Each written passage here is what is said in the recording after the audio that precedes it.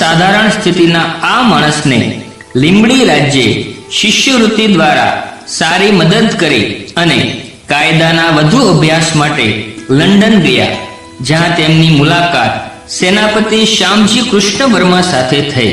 ત્યારબાદ તેમને કરવી હતી વકીલાત અને બની ગયા ઝવેરાતના સફળ અને કુશળ વેપારી. રાણાનું માનવું હતું કે સશસ્ત્ર ક્રાંતિ કરવી હોય તો લશ્કરી તાલીમ જરૂરી છે. માતૃભૂમિની આઝાદી માટે તેઓ બોમ્બ બનાવતા શીખ્યા. તેમના આગ્રહથી જ મેડમ કામાએ ભારતીય સ્વતંત્રતાનો ધ્વજ પહેલીવાર વિદેશની ધરતી પર લહેરાવ્યો. ફ્રાન્સની સરકારે રાજદ્રોહનો આરોપ મૂકી તેમને જેલમાં મોકલી આપ્યા.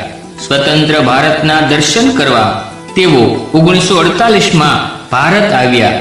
તેઓ ગાંધીજીને મળવા ગયા ત્યારે ગાંધીજીને મૌન દિવસ હતો. આ નિયમનો પ્રથમવાર ભંગ કરીને તેમણે રાણા સાથે મન ભરીને ખૂબ વાતો કરી.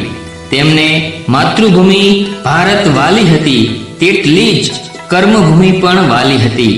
ફ્રાન્સ સરકારે તેમને મોટો ઇલકાબ આપ્યો હતો. તેમની તબિયત અસ્વસ્થ રહેતી. સરદાર સિંહને ભગવાન સોમનાથના દર્શનની ઈચ્છા થઈ.